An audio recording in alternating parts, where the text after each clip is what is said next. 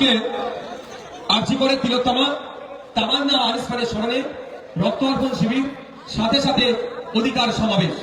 সকাল থেকে রক্ত অর্পণ শিবিরের ব্যবস্থা ছিল, সেখানে প্রায় 510 জন রক্তযোদ্ধা রক্ত দিয়েছে। আমি ধন্যবাদ জানাই সেই সমস্ত রক্তযোদ্ধাদের। আপনাদের রক্তদান শিবির নিয়েও জানতে হবে, এক ইউনিট রক্ত দিলে 4 জন মানুষ পর্যন্ত উপকৃত হয়। পশ্চিমবাংলায় প্রত্যেক দিন 1800 থেকে 2000 ইউনিট রক্তের প্রয়োজন হয়, কিন্তু সরকার সেই রক্তের অ্যারেঞ্জ করতে পারেনি। কিন্তু আজকে মন্দিরবাজার বিধানসভার নিশাপুর অঞ্চল পশ্চিমবাংলার একদিনের মানুষের যা রক্তের প্রয়োজন হবে আজকে সেখান থেকে ব্যবস্থা করে দেখিয়ে দিয়েছে। কত মানুষ রক্ত দিয়েছে? 510 জন। এক ইউনিট রক্ত থেকে 4 জনের উপকার হয়, তাহলে 4×5 20, 2040 জন মানুষ উপকৃত হবে। 365 দিনের মধ্যে একদিনের যোগান আমাদের এই মন্দির বাজার কমিটি, এই নিশাপুর অঞ্চল কমিটি ব্যবস্থা করে দিয়েছে। এটা কি কাজ নয়? শুধু ক্ষমতায় আসতে হবে তারপরে কাজ করবে এরকম ব্যাপার নয়।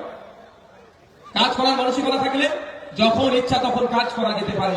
আর এই 510 জনের মধ্যে খোঁজ নিয়ে দেখলাম হেভি অংশের আমাদের মায়েরাও এগিয়ে আছে।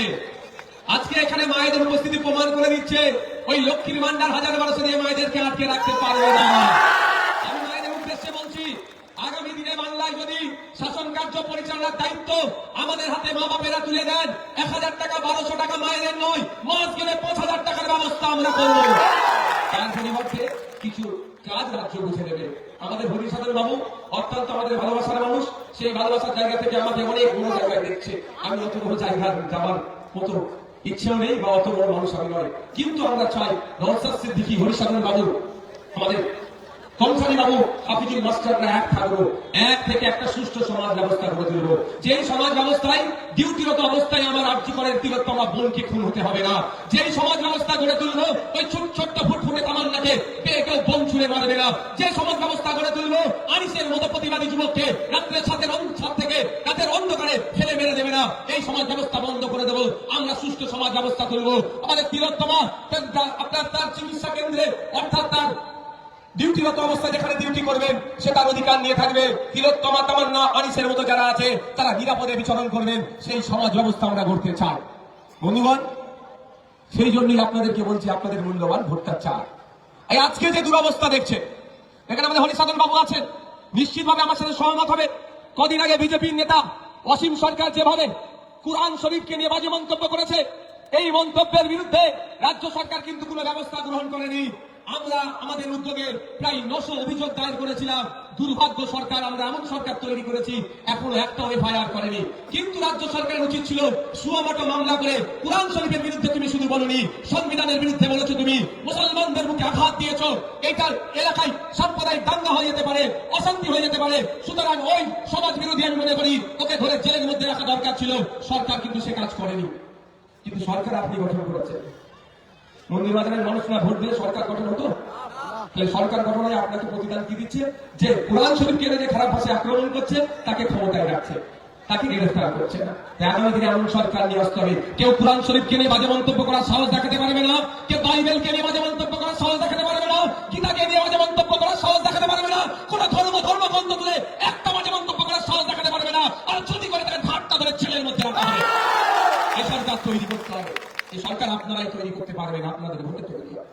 আর আপনারা ভোটে যে সরকার তৈরি হয়েছে আপনাদেরকে আতঙ্কিত করছে। এখন এসআইআর নিয়ে প্রচুর টেনশনে আছেন না?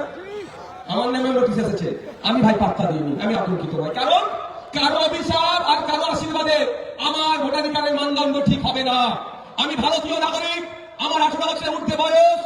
আর্টিকেল 326 ধারা অনুযায়ী আর্টিকেল 326 আমাকে আপনাকে অধিকার দিয়েছে ভোটার লিস্টের নাম থাকার।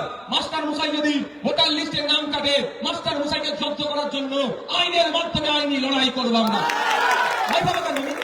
কিসের আমাকে আতঙ্ক, আমি কেন হবো? আমাকে আতঙ্কিত করা হচ্ছে। প্রশ্ন করা দরকার ছিল মমতা ব্যানার্জিকে আজকে ডেটে। কলকাতায় রাজপথে শর্ট লেগে 33 দিন ধরে আইনের মাদ্রাসার টিচাররা এই ঠান্ডায় আন্দোলন করছে। কবে ওদেরকে এডেট করবেন? ওদের বাচ্চারা মিড ডে মিল পায় না স্কুলের। কিন্তু এদিকে দেখা যাচ্ছে স্কুলের পাশে কুকুরের বাচ্চাগুলো থাকলে মমতা ব্যানার্জির দপ্তর থেকে বলা হচ্ছে, সরকারের নির্দেশনা দেওয়া হচ্ছে, স্কুলের পাশে যে কুকুরের বাচ্চা থাকে না ভাই, সেই কুকুরের বাচ্চাগুলোকে একবেলা মিড ডে মিল দাও খাওয়াও। কিন্তু আইনের মাদ্রাসার যে সমস্ত শিশু শিশুরা পড়ে তাদেরকে মিড ডে মিল দিচ্ছে না। ওখানে 32 দিনের পরে কলকাতার রাজপথে আন্দোলন করছে, এই ঠান্ডাতে দিন রাত এক করে আন্দোলন করছে। আজকে কালো মুখে কথা নয়, এসআইআর কিভাবে পার হবো এটা নিয়ে আমাদেরকে ভাবাচ্ছে, এটা করানো হচ্ছে। আমি দেওয়ানি বলেছি, আজকে বলছি, রেকর্ড করো। আতঙ্কিত হবেন না। আতঙ্কিত হলে আপনার হিয়ারিং পার হয়ে যাবে। আতঙ্কিত হলে আপনার হিয়ারিং এর জবাব কেউ দিয়ে দেবে। আতঙ্কিত হবেন না। আজকে কিছু আপডেট পেয়েছি, জানিয়ে দিই। মাধ্যমিকের অ্যাডমিট কার্ডটা গ্রহণ হবে, সুপ্রিম কোর্টের নির্দেশ হয়েছে। জানিয়ে দিন, আপনি পড়াশোনায় একটু কম বা একটু ভয় পাচ্ছেন, আপনি চাইলে একজনকে সাথে করে নিয়ে যেতে পারেন, আপনি চাইলে উকিলকে সাথে করে নিয়ে যেতে পারেন। এটাও আজকে নির্দেশনা হয়েছে। ভয় পাচ্ছে তো, অপেক্ষা করতে হবে। রাত যত গভীর হবে জানবেন সকাল তত এগিয়ে আসবে। আর এটা মাথায় রাখবে। আজকে তৃণমূলের নেতারা অনেক হই হই করছে। আমি আপনাদের বলে যাই, যেভাবে ওবিসিটাকে খেয়েছে তৃণমূল, যেভাবে ওয়াকাফটাকে খেয়েছে তৃণমূল, এসআইআর আপনি আমি যদি সজাগ না থাকি এটাকেও খেয়ে নেবে তৃণমূল, বিজেপির জায়গা করে দেবে। তাই আপনাকে আমাকে সজাগ থাকতে হবে। ওয়াকাফ মানবো না, আমি থাকতে ওয়াকাফের আইন লাগু হতে দেব না। যিনি বলেছিলেন তিনি পশ্চিমবাংলায় বিজেপির নিয়ে আসা আইন লাগু করে দিয়েছে, কিন্তু বরঞ্চ নওশাদ সিদ্দিকীর করা মামলার জন্য এ আপনার বাপের কবরস্থান, দাদুর কবরস্থান, মাদ্রাসা, মসজিদ তথা ওয়াকাফ সম্পত্তিটা এখনো সুরক্ষিত আছে। আইএসএফ কে নিয়ে কালকে একটা বক্তব্য শুনছিলাম, একটা নেতা আমাকে প্রচন্ড গালিগালাজ করেছে। আমার ভাই ওই রুচি নয়, ওই রুচি নয়, অন্য গালিটা বলতে পারছি না। কিন্তু ওনার আব্বা আম্মার খোঁজ নিয়ে দেখুন, দাদু দাদি যে কবরটায় শুয়ে আছে ওই কবরটা যে এখনো সুরক্ষিত আছে। কবরটা যে বুলডোজার চালিয়ে জুতোর ফ্যাক্টরি করে দেয়নি, মদের ফ্যাক্টরি করে দেয়নি। তোর বাপ দাদু যে কবরে শুয়ে আছে ওটা নওশাদ সিদ্দিকী করা মামলার জন্য এখনো সুরক্ষিত আছে। ওনার হোঁচ নাই। উনি যার হয়ে কথা বলছেন, মমতা ব্যানার্জি, অভিষেক ব্যানার্জি, কেউ মামলা কিন্তু সুপ্রিম কোর্টে ওয়াকাফে নিয়ে করেনি। আমাদের মতো গুটি কয়েক মানুষ মামলা করেছিল বলে ওনার কবরটা, পরিবারের কবরটা সুরক্ষিত আছে। আর উনি আবার কটু ভাষায় বলছে। দেখুন, আমি সমালোচনাকে গ্রহণ করি, অ্যাকসেপ্ট করি। আমি সমালোচনার বিরুদ্ধে নয়।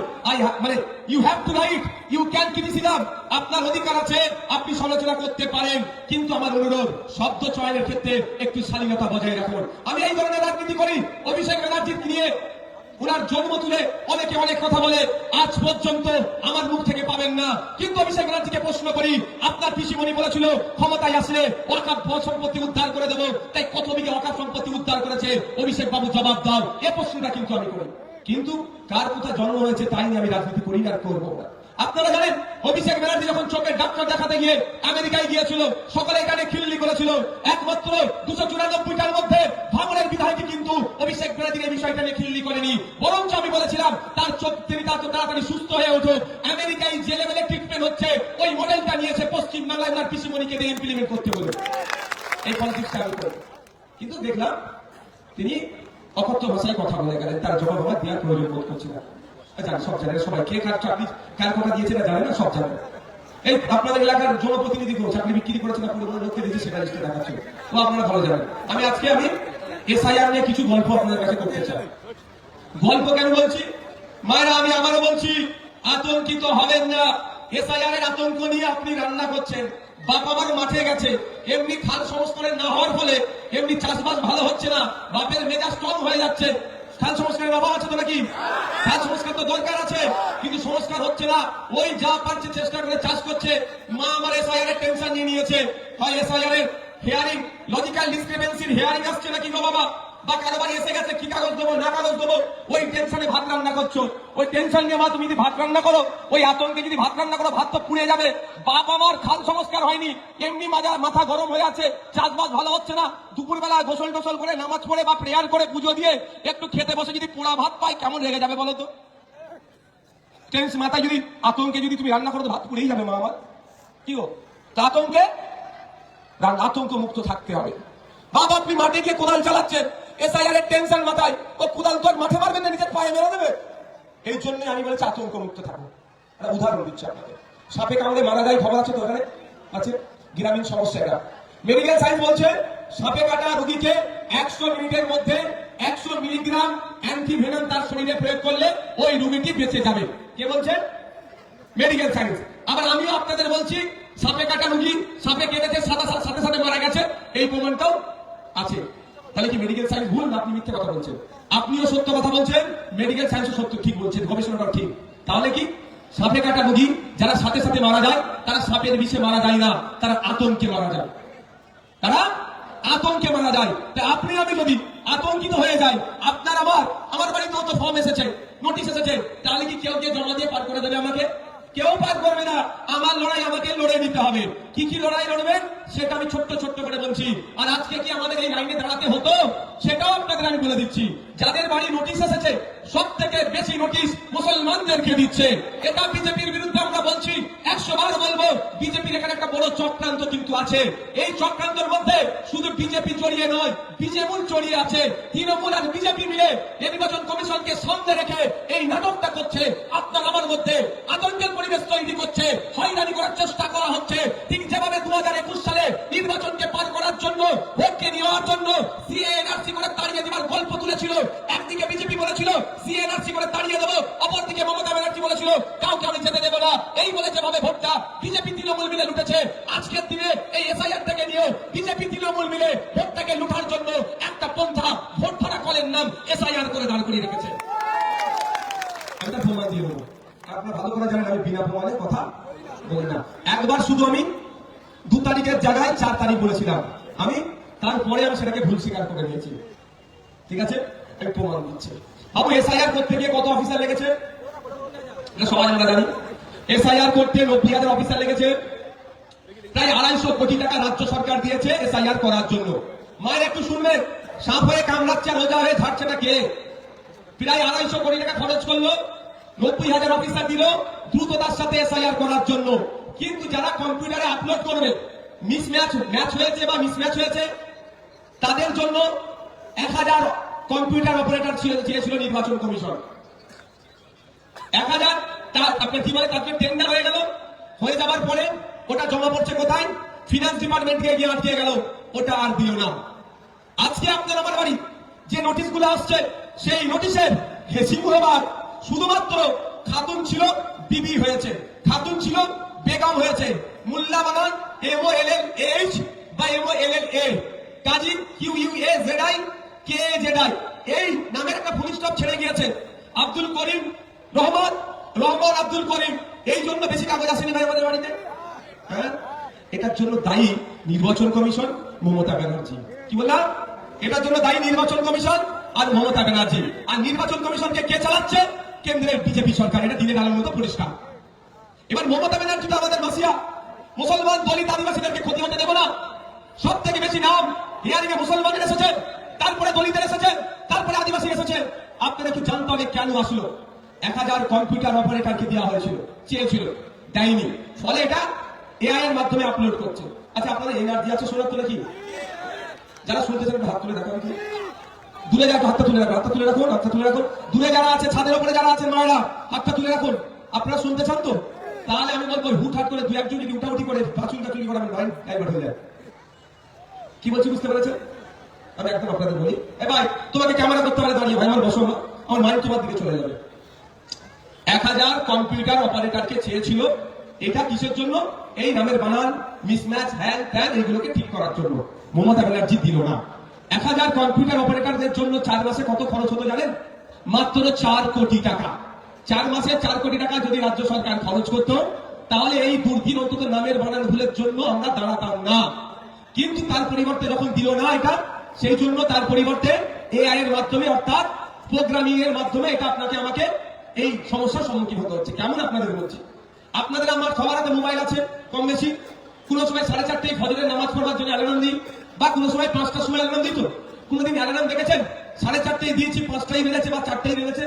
এরকম হয়েছে কোনদিন? কেন হয়নি? ওই প্রোগ্রামিং সেট করেছি তুমি আমাকে 4:30 ডাকবে, ও 4:30 ডেকেছে। এইবার আসা যাক, কম্পিউটারকে বলে দেওয়া হচ্ছে পানি যে চাইবে পানি দেবে, দুধ যে চাইবে দুধ দেবে, মধু যে চাইবে মধু দেবে, আর জুস যে চাইবে জুস দেবে। কম্পিউটারে পানি, মধু, দুধ, জুস 4টে রাখা হয়েছে। আর প্রোগ্রামিং করে দেওয়া হয়েছে যে যে জিনিসটা ডাকবে তাকে সেই জিনিসটা দেবে। পানি চেয়েছে, পানির যেটা রাখা ছিল সেটা শেষ হয়ে গেছে। এবার কোন একজন মানুষ মারা যাচ্ছে, পানি পানি করে চিৎকার করছে। কম্পিউটার কিন্তু পানির বদলে অন্য কিছু দেবে না। কেন দিচ্ছে না? পানি শেষ হয়ে গিয়েছে। আর মানুষের সামনে যদি দুধ, মধু, পানি আপনার জুস থাকে, পানি শেষ হয়ে গেছে, মারা যাচ্ছি বলে চিৎকার করছে, পানি দাও বলে চিৎকার করছে। মানুষ কিন্তু পানি না থাকলেও অন্তত মুখে দুধটা দেবে, অন্তত যদি বাঁচে। এটা মানুষ আর কম্পিউটারের মধ্যে ডিফারেন্স। মানুষ কম্পিউটারকে পরিচালনা করে, কম্পিউটার মানুষকে পরিচালনা করে না। তাই প্রোগ্রামিং করা হয়েছে, নামের যারা মিসম্যাচ হচ্ছে তাকে সাইড করো, তাকে নোটিশ জেনারেট করতে হবে। ওই জায়গায় যদি কম্পিউটারকে দিয়ে যদি ওই কাজ না করিয়ে মমতা ব্যানার্জি 1000 মানুষকে যদি দিত অ্যাজ কম্পিউটার, আপনার কম্পিউটার এক্সপার্ট যারা, অপারেটর যারা, তাদেরকে যদি দিত মাত্র 4 কোটি টাকা যদি খরচ করতো রাজ্য সরকার, তাহলে কি হতো? ও দেখতো মোহাম্মদ নওশাদ সিদ্দিকী। কেমন ভুল হচ্ছে আপনাদের বলছি। মোহাম্মদ নওশাদ সিদ্দিকী ময়কার হয়াকার বিসর্গা দেয় কেউ? ময়কার দিয়ে পুলিশ চক্রে নওশাদ সিদ্দিকী যাই না, ময়কার হয়াকার বিসর্গা নওশাদ সিদ্দিকী সেম, বা নওশাদ সিদ্দিকীও একই ব্যক্তি। এটা মানুষ হলে সেটা নোটিশটা আসতো না, বলতে একই ব্যক্তি। এটা কম্পিউটারে যখন ফেলছে, এটা ওরা দেখছে না 3টে লোক, এ লোকের সাথে মিলছে না। যখন মোল্লা মোহাম্মদ আব্দুল করিম, অন্যরা গেছে কি আব্দুল করিম মোল্লা মোহাম্মদ, কম্পিউটার যখন চেক করছে, কম্পিউটার নিজে থেকে যখন চেক করছে, নোটিশ তখন চলে আসছে যে দুজন এক ব্যক্তি নয়। কিন্তু মানুষ যখন মানুষ এটাকে ফিল আপ করতো, আপলোড করতো, তারা ওরা জেনে যেত। যেমন সকিনা বিবি, নাম ছিল সকিনা খাতুন, দুজন কি আলাদা? মানুষ যখন আপলোড করতো এটাকে, সে সকিনা বিবি আর সকিনা খাতুন সেম ব্যক্তি, নোটিশ আসতো না। কিন্তু কম্পিউটারে প্রোগ্রামিং কি করা হয়েছে, মিসম্যাচ হলেই তাকে আলাদা করে দাও, তার নামে নোটিশ জেনারেট করো। বুঝতে পারছেন আমি কি বলছি? এই যে আপনাকে আমাকে পেরেশানি হতে হচ্ছে, হয়রানি হতে হচ্ছে, মূল হয়রানির মূল তো বিজেপি দিল্লিতে বসে আছে, তার দলের লোককে দিয়ে করাচ্ছে আর নির্বাচন কমিশনকে সামনে রাখছে। কিন্তু তৃণমূলের মমতা ব্যানার্জিও কোন অংশে এই হয়রানির থেকে তারা পিছিয়ে নয়, আমাদেরকে পরিকল্পিতভাবে হয়রানি করছে। আমি তারপরেও বলছি, কেন আমি রাজ্য সরকারকে দায়ী করছি হেভি অংশে? আপনি ভোট দিয়ে সরকার তৈরি করেছেন, আপনাকেই আবার কেন ব্লক অফিস ঘেরাও করতে হবে ভাই? আপনি যখন সরকার তৈরি করেছেন, সরকারের কাজটাই তো 5 বছর জনগণের পাশে থাকা। জনগণ সরকার তৈরি করলো, জনগণের অসুবিধা হবে, জনগণকে ব্লক কেন দিতে হবে ভাই? কেন দিতে হবে? তাহলে সরকারের কাজটা কি? আমি আপনাদের বলি, ওই যে 13টা সার্টিফিকেট চেয়েছে তো নাকি কাগজ, 13টা কাগজের মধ্যে একটা কাগজ থাকলেই হয়ে যাবে। কার? যার 1987 সালের আগে জন্ম, তাই তো? 1987 সালের পর থেকে 2004 সালে যাদের জন্ম, 2টো কাগজ লাগবে তার বাপ মায়ের মধ্যে একজনের। 2004 পরে জন্ম, 3টে কাগজ লাগবে তার বাপ মায়ের দুজনের 2টো। তাহলে কাজ শেষ। যা লিস্ট চেয়েছে আমার হাতে আছে, আমি সব লিস্ট বলতে গেলে সময় পার হয়ে যাবে। আমি আপনাদের বলছি, আপনাদের বাড়ি 1987 সালের আগে দলিল নয়? এই আপনাদের বাড়ি আছে না নাই বলুন? আপনাদের বাড়ি 1987 সালের আগে দলিল আছে তো? এইখানে যে তথ্য দেওয়া আছে ওই দলিলটাও কাজে দেবে আপনার হিয়ারিং এর জন্য। আজ পর্যন্ত তৃণমূলের নেতারা কথা বলেছে আপনাদের? ওরা বলবে না, ওরা বিভ্রান্ত করবে আপনাকে, ওরা ভয় দেখাবে। ওরা কেমন ভয় দেখাবে? সিএএ করে নাকি দেশ থেকে তাড়িয়ে দেবে। সিএএ আইন দেশ থেকে তাড়াবার নয়, নাগরিকত্ব কেড়ে নেওয়ার আইন নয়, নাগরিকত্ব দেওয়ার আইন। সিটিজেনশিপ অ্যামেন্ডমেন্ট অ্যাক্ট, ওটা কেড়ে নেওয়ার জন্য অ্যামেন্ডমেন্ট গুলো হয়নি, দেওয়ার জন্য হয়েছে। কিন্তু আপনাকে আমাকে কি বুঝিয়েছিল?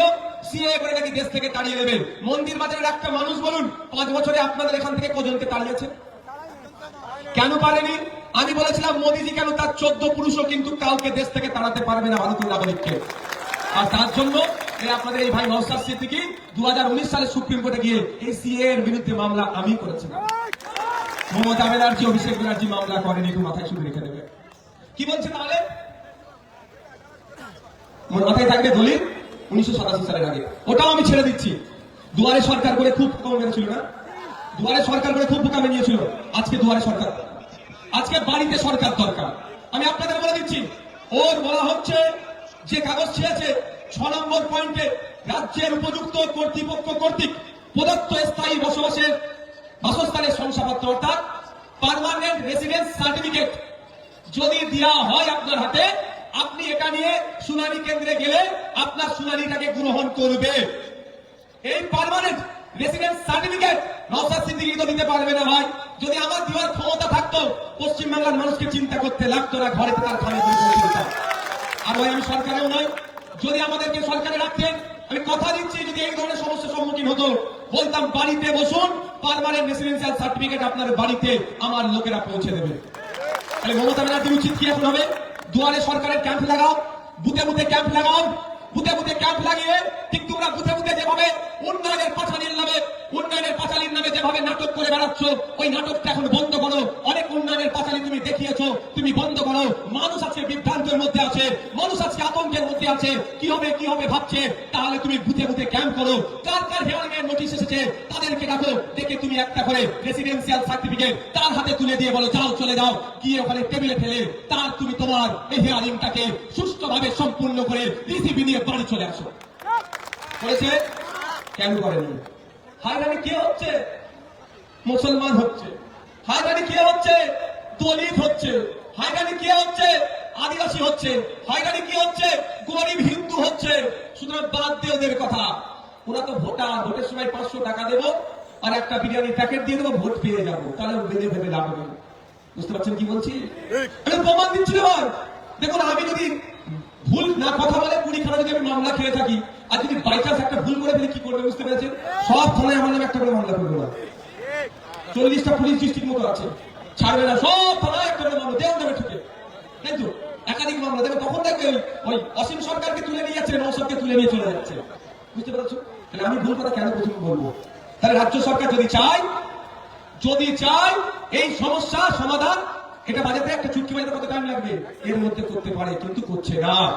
তার প্রমাণ তো আমি দিয়ে দিচ্ছি ভাই। 6 নম্বর পয়েন্ট, রাজ্যের উপযুক্ত কর্তৃপক্ষ কর্তৃক প্রদত্ত স্থায়ী বসবাসের শংসাপত্র কম্পিটেন্ট স্টেট অথরিটি প্রোভাইড করতে পারে। যদি দেয় সেটা গ্রহণ হবে। আর একটা কথা বলছি, 10 নম্বর পয়েন্টে আছে যে 13টা ডকুমেন্টস দিয়েছে, তার 10 নম্বর পয়েন্টে বলা হচ্ছে রাজ্য এবং স্থানীয় কর্তৃপক্ষের দ্বারা পারিবারিক রেজিস্টার।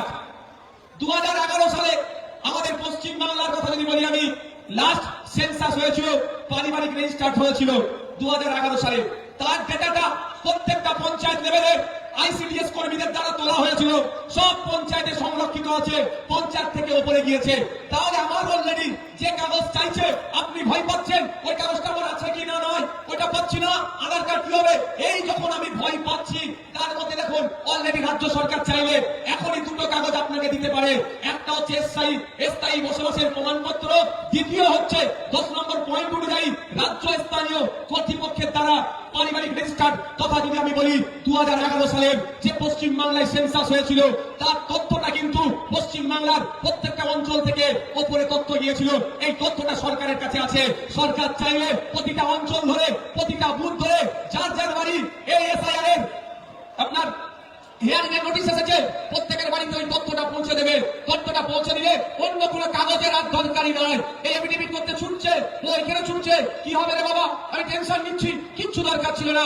ওই কাগজটা দিয়ে হিয়ারিং এর টেবিলে রাখতো, অফিসার দেখতো, মিলিয়ে নিত, তারপরে রিসিপিয়ে স্ট্যাম্প মেরে ছেড়ে দিত।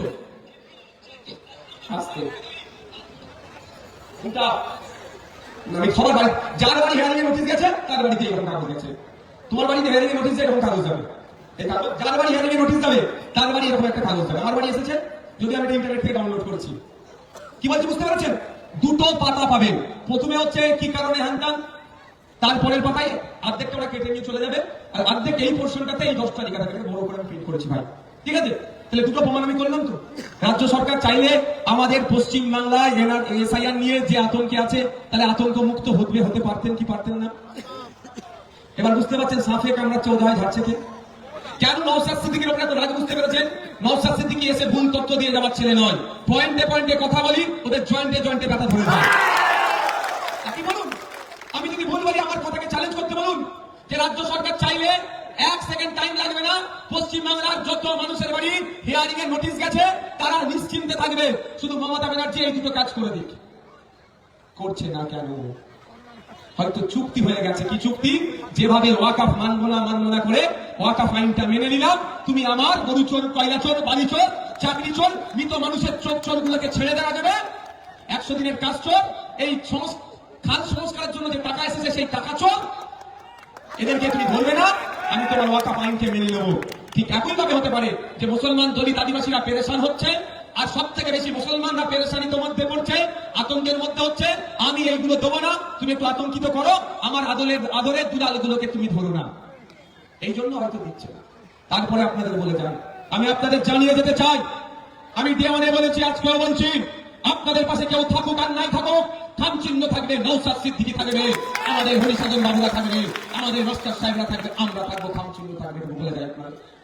এবার আপনাদের ধরে নিলাম, ধরছি আমি, সব থেকে খারাপটাই ধরি আমি নাকি? ভালো বাদ দেন, ভালো কি? কারো ক্ষমতা নাই আপনার ভোটার লিস্টে নাম কাটা। কি বললাম? কারো আশীর্বাদে আপনার নাম কেটে যাবে না, কারো অভিশাপেও আপনার নাম, কারো আশীর্বাদে আপনার নাম থেকে যাবে না, বা কারো অভিশাপে আপনার নাম কেটে যাবে না। আপনার নাম থাকা নির্ভর করছে আর্টিকেল 326। ঠিক আছে?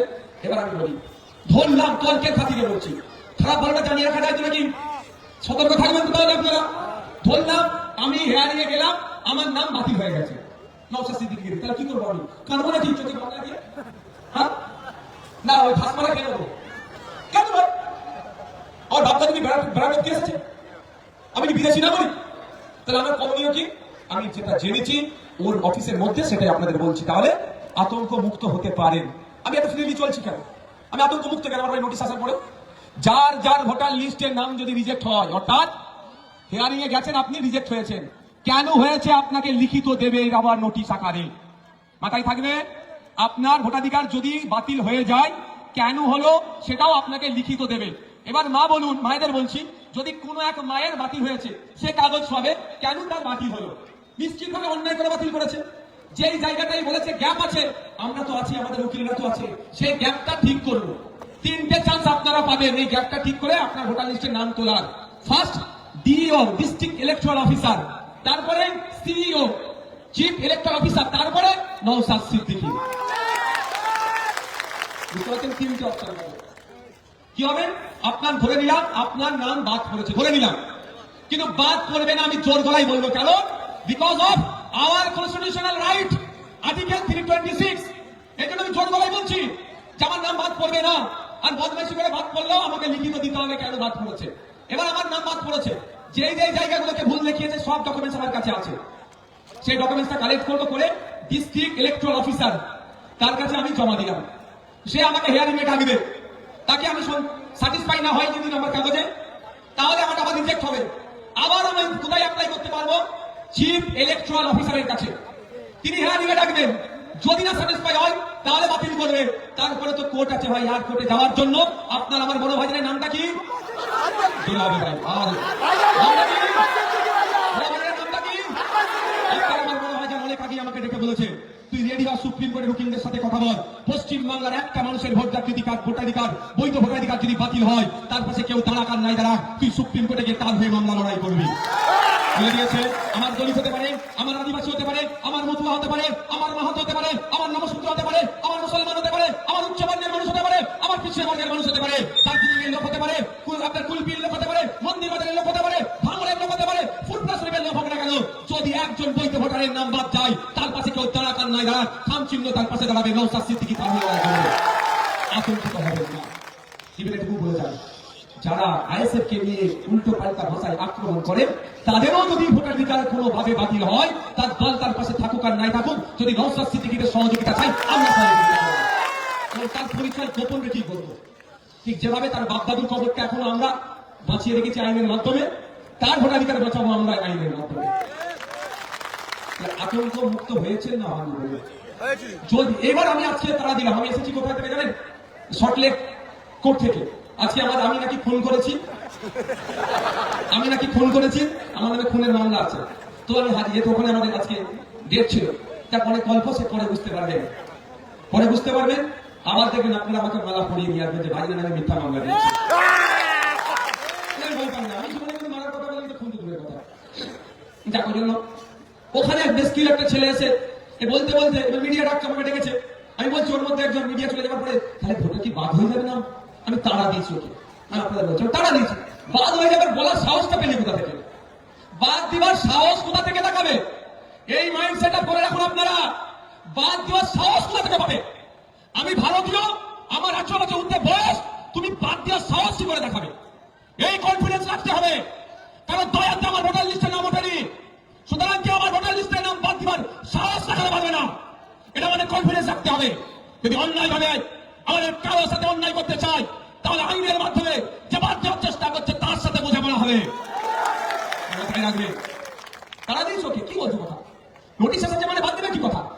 ডেকেছে, আমি দুটো কারণে নোটিশ পেয়েছেন, আপনার দুটো অসুবিধা হচ্ছে। বলবো কি? একটা হচ্ছে আতঙ্কিত হচ্ছে, আর একটা আপনার সময় নষ্ট হচ্ছে। এই দুটো বাইরের কিছু, এই দুটোর বাইরের কিছু ভাই। একটা আতঙ্কিত হয়ে যাচ্ছেন কি হবে রে বাবা, আর একটা কি সময় নষ্ট হচ্ছে, লাইন দিয়ে দাঁড়াতে হবে। এই দুটো বাইরে। আর আমরা কি বলেছি আপনাদের বলছি, যারা হিয়ারিং এ যাবেন, সুপ্রিম কোর্টটা রেস্টে দেয়নি হিয়ারিং এ, সুতরাং যেতে হবে। যারা যাবে নোটিশের কপিটার দরকার লাগলে জেরক্স করে যাবে, যে হিয়ারিং হয়ে যাবে স্ট্যাম্প মারুন। কি বলবেন? স্ট্যাম্প মারুন, আমি এসেছি সেটা প্রমাণ। ঠিক আছে, এবার শুনুন, তৃণমূল বলছে এসআইআর এর বিরুদ্ধে তো বাসন্তীতে স্ট্যাম্প দিচ্ছিল না, রিসিভ দিচ্ছিল না। আমাদের নেতৃত্বরা গিয়ে ওখানে তর্ক করে যুক্তি দিয়ে বুঝিয়ে যখন স্ট্যাম্পের ব্যবস্থা বেশ কিছু হচ্ছিল, তারপরে ওখানে এক তৃণমূলের নেতা পুলিশকে নিয়ে আমাদের নেতাদেরকে সরিয়ে দিয়ে আবার স্ট্যাম্প দেওয়া বন্ধ করে দিল। তা তৃণমূলের নেতারা চাইছে নাকি? চাইছে নাকি বলুন? হ্যাঁ, আমাদের নেতাদের সরিয়ে দিয়ে তোরাই দাঁড়া ভাই, স্ট্যাম্পের ব্যবস্থা কর, কিন্তু স্ট্যাম্প দেওয়া বন্ধ করে দিল। তার মানে হয়তো মনে হয় বাসন্তীর খবরটা মমতা ব্যানার্জির কাছে চলে গিয়েছিল, যে বাসন্তী থেকে ভোটার বাতিল করার চক্রটা তাহলে পারবে না, বিজেপি সাকসেস হতে পারবে না। সেই জন্য হয়তো মমতা দিদির অফিস থেকে ফোন চলে এলো, ওইখানে আইএসএফ কে সরিয়ে দিয়ে আবার, এটা হতে পারে তো ভাই? কি বলছি আপনাদের মাথায় আসছে? একটু দেখুন, চোখ কান খুলে চলুন। কোথায় কেটে করেছে স্ট্যাম্প মেরেছে, যেখানে কেটেছে। আমি আপনাদের বলে যাই, এই প্রসঙ্গ পূর্বে বলছে 21 তারিখে নাকি ইচ্ছাকৃত ভাবে আমাদের আইএসএফ এর যে অধিকারের মহাসমাবেশ, যে অধিকারের মহাসমাবেশ থেকে ইলেকশন কমিশন অফ ইন্ডিয়াকে আমরা বার্তা দেব, লক্ষাধিক মানুষ উপস্থিতি হয়ে কলকাতা শহীদ মিনার থেকে যে বার্তা দেবে যে অবিলম্বে এই এসআইআর লজিক্যাল ডিস্টারবেন্সির নামে যে হয়রানি করা হচ্ছে বয়স্কদেরকে, বৃদ্ধাদেরকে, আর বিশেষভাবে সক্ষম গর্ভবতী মহিলাদেরকে, অসুস্থদেরকে যেভাবে হয়রানি করা হচ্ছে, হয়রানি বন্ধ করতে হবে। যাকে তাকে যেভাবে নোটিশ পাঠানো হচ্ছে, এটা বন্ধ করতে হবে। এই বার্তা আমরা দিতে চাই। সেই সময় দেখছি যে ইচ্ছাকৃত ভাবে 21শে জানুয়ারি আপনার আমার অনেকের হিয়ারিং এর ডেট রেখে দিচ্ছে।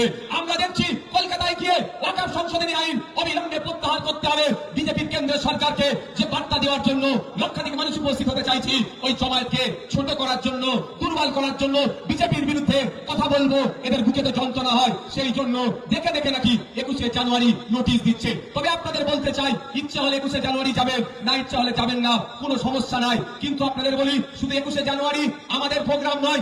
আপনার মেয়ের বা আপনার ছেলের বিয়ের ডেট ফিক্স করেছেন, আপনি হিয়ারিং এ যাবেন না আপনি বিয়েটাতে যাবেন? আপনার কারো অসুস্থ, অপারেশনের ডেট ফিক্স হয়েছে, অপারেশনে যাবেন না আপনি হিয়ারিং এ যাবেন? আপনার বিশেষ গুরুত্বপূর্ণ কাজ আছে, হিয়ারিং এ যাবেন না কাজটা করবেন? এই কনফিউজ হয়ে গেছেন। আমি আপনাদের বলতে চাই, আপনারা সিটে চলে যাবেন। এই আরো বা আরো স্যারকে একটা দরখাস্ত লিখুন, আপনার নাম অমুক, আপনার পিতার নাম অমুক, আপনার নোটিশ নাম্বারটা উল্লেখ করে দিন যে আমার আগামী 21 তারিখে বিশেষ কাজ থাকার জন্য আমি এই দিনকে উপস্থিত হতে পারছি না। এর পরিবর্তে আমাকে একটা ডেট দেওয়া হোক, সেই দিন আমি সশরীরে উপস্থিত হয়ে হিয়ারিং কে অ্যাটেন্ড করব। এটা বলে লিখিত জমা দিয়ে রিসিপি নিয়ে আপনি আপনার মেয়ের বিয়ে, ছেলের বিয়ে, আপনি আপনার প্রয়োজনীয় কাজ, আপনি কলকাতায় যদি ইচ্ছা হয় অধিকার মহাসমাবেশে চলে যান, শুধু রিসিপ্ট কপিটা আপনার কাছে রেখে দেন। কোন বিওলো দেখবো আপনাকে দ্বিতীয়বার ডিস্টার্ব করে, কোন ইয়ারও বা এই আরো দেখবো আপনাকে দ্বিতীয়বার ডিস্টার্ব করে, আমরা বুঝে নেব। কি বললাম তাহলে? শুধু 21শে জানুয়ারি আমাদের প্রোগ্রাম নয়। ওই যে কেটে দিচ্ছে প্রমাণ দিতে হবে, আজকে দিতে হবে। 21শে জানুয়ারি কি বললাম? আপনার মেয়ের বিয়ে, ছেলের বিয়ে, আপনার গুরুত্বপূর্ণ কাজ আছে, বা 21শে জানুয়ারি অধিকারের মহাসমাবেশ আছে। আপনি তাহলে কি করবেন? আপনি মনে করছেন কোথায় যাবো রে বাবা, আমি হিয়ারিং এ যাবো না মেয়ে ছেলের বিয়েতে যাবো, হিয়ারিং এ যাবো না অধিকার সমাবেশে যাবো?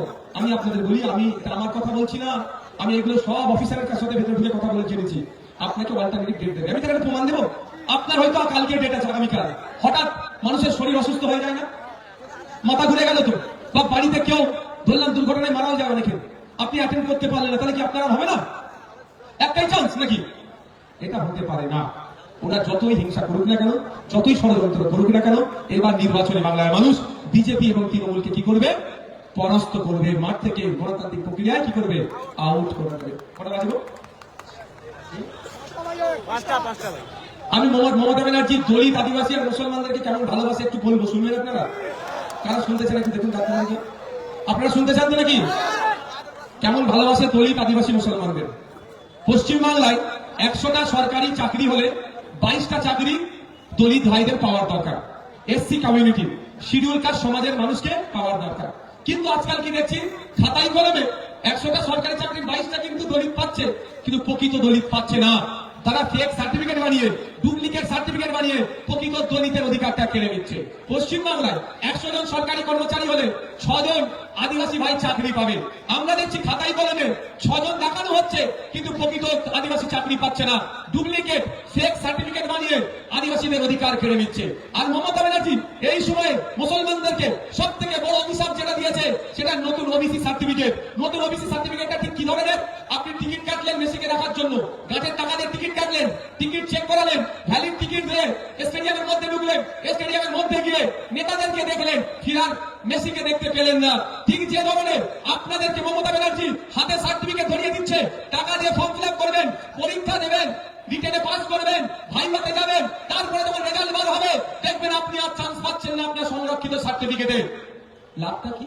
ওই মমতা ব্যানার্জি নতুন যে সার্টিফিকেট দিয়েছে ওইটা রাখা বাড়িতে আর ছিঁড়ে ফেলে দেওয়ার মধ্যে কোনো পার্থক্য নাই। তাই মমতা ব্যানার্জি যদি প্রকৃত অর্থে মুসলমানদের শিক্ষায়, চাকরিতে সংরক্ষণ দিতে চায়, তাহলে আমি আমার কথা বলছি না সব মুসলমানদেরকে ওবিসির মধ্যে ইনক্লুড করুন, ওটাও আমি বলছি না। তাহলে দরকার রঙ্গনাথ মিশ্র যে কমিশন আছে, রঙ্গনাথ মিশ্র কমিশনে বলা হচ্ছে মুসলমানদের মধ্যে যারা পিছড়ে বর্গের আছে, মুসলমানদের মধ্যে যারা অনগ্রসর শ্রেণীর আছে, তাদেরকে রঙ্গনাথ মিশ্র কমিশন সুপারিশ করেছিল যে উচ্চ শিক্ষার ক্ষেত্রে 100 জন উচ্চ শিক্ষায় শিক্ষিত যদি সরকারি মাধ্যমে হয় 10% মুসলমানদেরকে দিতে হবে।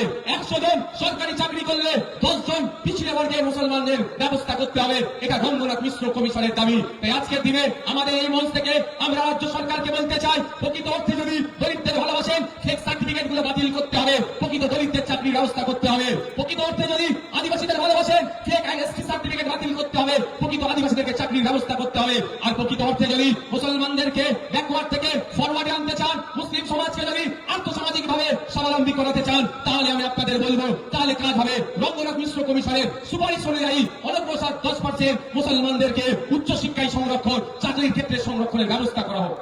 দেখবেন এই কাজ করবে। দেখুন খালি এটা হচ্ছে ডায়মন্ড হারবারে 20 তারিখ ছিল, কেটে 21 তারিখ করে দিয়েছে। এই হচ্ছে তৃণমূলের দলের। বুঝতে পেরেছেন কি বলছি? কত নোংরামি চলছে এগুলো। এই করে আটকাতে পারবে? এই নিশাপুরের মারধর করে কেস দিয়ে অনেক আটকানোর চেষ্টা হয়েছে, আটকাতে পেরেছে? এই হাজার হাজার মানুষ আজকে এসে উপস্থিত হয়েছে, এটা প্রমাণ করে দিচ্ছে। আমাকে একটা কথা আমি কি করবো, এটা প্রমাণ করে দিচ্ছে ধমকে চমকে কোনো কাজ হবে না। সামনে নির্বাচনে আমরা আশা করছি আমাদের নেতৃত্বরা যেভাবে কাজ করছে, আমরা এই মন্দির বাজার থেকেও বিগত বছরের নাই এবছরেও কন্টেস্ট করার আশা করছি। সাথ দেবেন আপনারা? সাথ দেবেন তো নাকি? খাম চিহ্নে ভোটটা আসবে তো নাকি? অন্য কোনো সুইচের দেখার দরকার নাই, খাম চিহ্নতে ভোটটা আসবে তো নাকি? আমরা আশা করছি মন্দির বাজার থেকেও আমরা প্রার্থী দেব। আজকে যারা এসেছেন ধন্যবাদ। ভিন রাজ্যে পরিযায়ী শ্রমিকদের উপর যে অত্যাচার হচ্ছে সেটা বন্ধের জন্য বারবার আমরা কথা বলছি, রাজ্য সরকার কর্ণপাত করছে না, কিন্তু আমাদেরকে চিৎকার করে দিতে হবে, রাজ্য সরকারের কানে আওয়াজ পৌঁছাতে হবে। আমি আপনাদের আস্তে আস্তে বিদায় নিতে নিতে আমি 2 থেকে 3টে কথা বলবো। প্রথম কথা হচ্ছে আপনার সন্তানগুলোকে উচ্চ শিক্ষায় শিক্ষিত করুন। আজকে বলুন এই এত আতঙ্কিত হচ্ছে কেন? আমার কাগজটা কোথায় গো?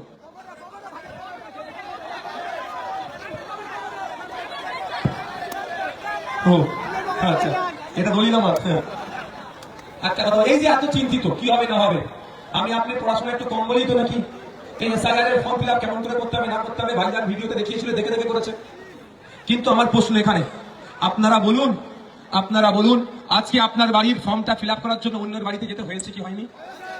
আমরা শপথ নেব, প্রতিজ্ঞাবদ্ধ হব, এরপরে যদি কোনো সময় কেউ ফর্ম ফিল আপের প্রয়োজন হয় আমি অন্যের বাড়ি যাব না, আমার ছেলে মেয়েগুলোকে এত উচ্চ শিক্ষা শিক্ষিত করব, আমার বাড়িতে ওরা আসবে ফর্ম ফিল আপ করাতে। হাতে থাকবে মায়েরা ছেলে মেয়েদেরকে উচ্চশিক্ষা শিক্ষিত করো। এই উচ্চশিক্ষা শিক্ষিত করতে গিয়ে যদি কোনো প্রয়োজন লাগে, এই তো মাস্টার মশাই আছে আমাদের, আচ্ছা হ্যাঁ নিজামুদ্দিন মাস্টার মশাই আছে, অঞ্চল নেতৃত্বরা কোথায় গো? হ্যাঁ মাহফুজ এরা আছে। আর এই আর তো সব তো আপনারা জানেন, এই বিধানসভার নেতৃত্বরা আছে, রাজনা অঞ্চলে সে কোথায় গেল? এই তো সামনেশ্বরেরা আছে, এদের সাথে যোগাযোগ করবেন। আমরা প্রয়োজনে ভিক্ষা করবো, লোকের কাছ থেকে টাকা চাইবো হাত পেতে, যে ওই ছেলেটাকে উচ্চশিক্ষা শিক্ষিত করবো, ওকে ইঞ্জিনিয়ার করবো, ওকে ডক্টর করবো, ওকে লয়ার করবো, 2 টাকা 5 টাকা দাও, সেই ভিক্ষা করে টাকা তুলে আপনার ছেলেকে উচ্চশিক্ষায় পড়ানোর সহযোগিতা আমরা করবো। এটা শুধু কি আইসিএফের জন্য নয়, তৃণমূলের বাড়ির কোনো একটা ছেলে মেধাযুক্ত, ওই ছেলেটার পিছনে সময় দিলে, অর্থ দিলে উচ্চশিক্ষায় শিক্ষিত হতে পারে, কিন্তু ওই তৃণমূলের নেতার আর্থিক দুর্বলতা আছে। আমি এখান থেকে বার্তা দিতে চাই, ওই তৃণমূলের নেতাকেও বলছি, গোপনে আমার সাথে যোগাযোগ করুন। আপনার পরিচয় নওশাদ সিদ্দিকী গোপন রাখবে, আপনার ছেলেকে উচ্চশিক্ষায় শিক্ষিত করার দায়িত্ব কাঁধে তুলে দেবে নওশাদ সিদ্দিকী। এটা আমার কথা নয়, আমাদের দলের প্রাণ পুরুষ প্রতিষ্ঠাতা পিজেরা আব্বাস সিদ্দিকী ভাইজানের কথা। উচ্চশিক্ষায় শিক্ষিত মানুষকে করতে হবে একটা। দ্বিতীয় কথা, রাজনৈতিক মারামারি হানাহানিতে জড়াবেন না। কোন সময় মমতা ব্যানার্জি, দিলীপ ঘোষ, কুণাল ঘোষ, মোহাম্মদ সেলিম, ফিরহাদ হাকিম, অভিষেক ব্যানার্জি, অধীর রঞ্জন চৌধুরী, শুভেন্দু অধিকারী হাতাহাতি লড়াই করেনি, তারা মিডিয়ার মাধ্যমে লড়াই করে। আর আপনার আমার মধ্যে এই এখানে মারামারি হিংসাতে আমরা জড়িয়ে পড়ছি। কেউ মারামারি করে কবরে যায়, কেউ মারামারি করে শ্মশানে যাচ্ছে, কেউ মারামারি করে জেলের ভাত খাচ্ছে। অনুরোধ করছি আপনাদের কাছে, ওরা যদি এসি রুমে বসে চা খেতে পারে, আপনারা অন্তত নন এসিতে বসে কে বিজেপি, কে তৃণমূল, কে সিপিএম, কে কংগ্রেস, কে আইএসএফ, কে কোন দল করছে সেই ফেতনাতে যাবেন না, সেই বিতর্কে যাবেন না। দিনের শেষে প্রতিবেশী, এটা মাথায় রেখে রাজনীতি করবেন। একসাথে তৃণমূল, সিপিএম, কংগ্রেস, আইএসএফ যে যেই দল করুক না কেন, নন এসিতে অন্তত বসে চা খাবে। ওর মধ্যে যার টাকা একটু বেশি, তাকে বলবেন ভাই তুমি 4 টাকাটা মিটিয়ে দাও। মাথায় থাকবে। কেন হিংসা করবেন? কার জন্য করবেন? মমতা ব্যানার্জির জন্য? ও শুভেন্দু অধিকারীকে ডেকে এসি রুমে চা খাওয়াচ্ছে। কার জন্য করবেন? সুজন চক্রবর্তীর জন্য, পার্থ চ্যাটার্জির সাথে বসে, কুণাল ঘোষের সাথে বসে এসি রুমে চা খাচ্ছে। কার জন্য? তৃণমূলের জন্য লড়াই করবেন? কুণাল ঘোষ, সুকান্ত মজুমদার, দিলীপ ঘোষ কেক কাটছে জন্মদিনের এক জায়গায় বসে, আর আপনি মারপিট করছেন। কেন ভাই? কেন মারপিটে জড়াবেন? আর 3 নম্বর কথা, পুলিশ প্রশাসনকে কি করবেন? সহযোগিতা করবেন। পুলিশ প্রশাসন আমাদের পরিবারের একটা গুরুত্বপূর্ণ সদস্য, তাকে সহযোগিতা করবেন। হ্যাঁ, পুলিশের কিছু অংশ শাসক দলের চাটুকারিতা করে, তাদের বিরুদ্ধে আমরা, কিন্তু এখনো পুলিশের হেভি অংশের মানুষ নিরপেক্ষতা বজায় রেখে কাজ করতে চাই। তাদের যদি আমরা সহযোগিতা করি, তারা সুষ্ঠুভাবে কাজ করতে পারবে। মাথায় থাকবে, আপনাদের মাথায় থাকবে। সকলে ভালো থাকবেন, সুস্থ থাকবেন। আগামী 21শে জানুয়ারি কলকাতায় শহীদ মিনার ময়দানে বেলা 11টার মধ্যে আপনারা হাজির হয়ে যাবেন।